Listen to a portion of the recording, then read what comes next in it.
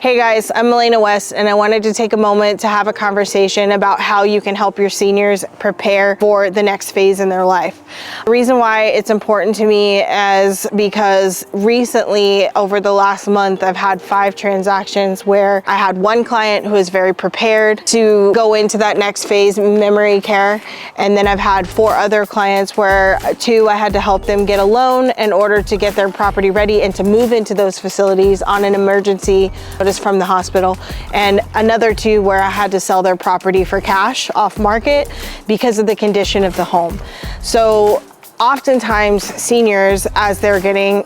older in age, and they're like, I want to stay in place, I want to live at their house. Of course they do, it's where they live, they're comfortable, but the reality is they think, oh, I have a paid off home, I don't need any more money, all of my assets are in the house and I have enough for care should something happen. Well, that's actually not true, because by the time that senior is sitting in the hospital, they're likely having a doctor who's trying to release them and a social worker who is like, they really can't go home, they need to go into a memory care or a facility that is going to help them with nursing care throughout that time. So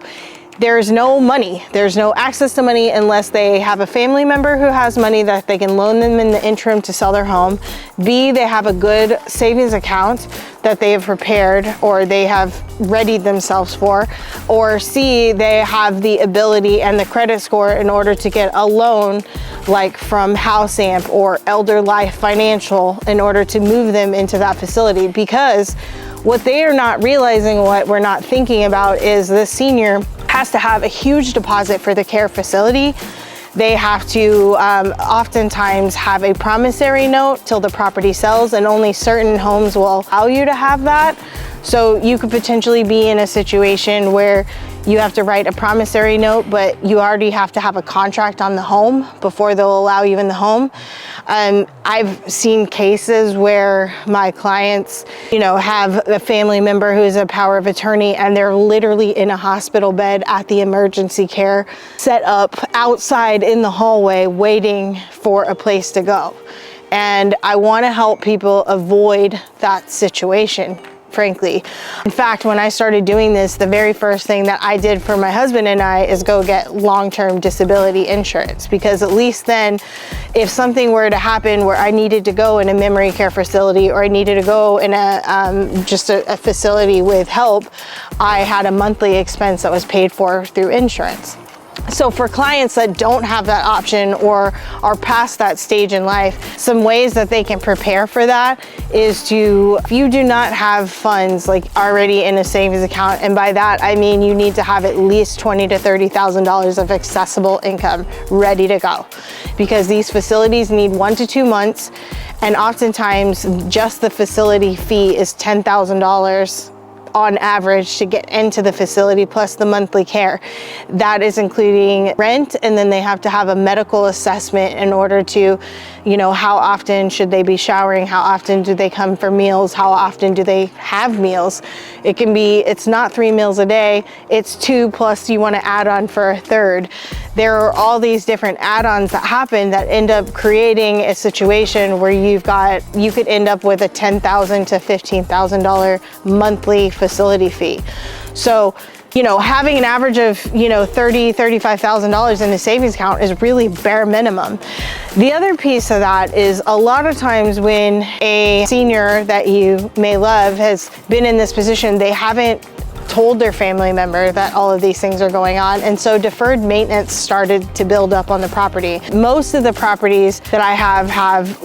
roof problems, gutter problems, overgrown landscaping, paint, flooring issues, probably because they had a beloved pet that they were unable to care for. So all of these things create a lot of damage to the property.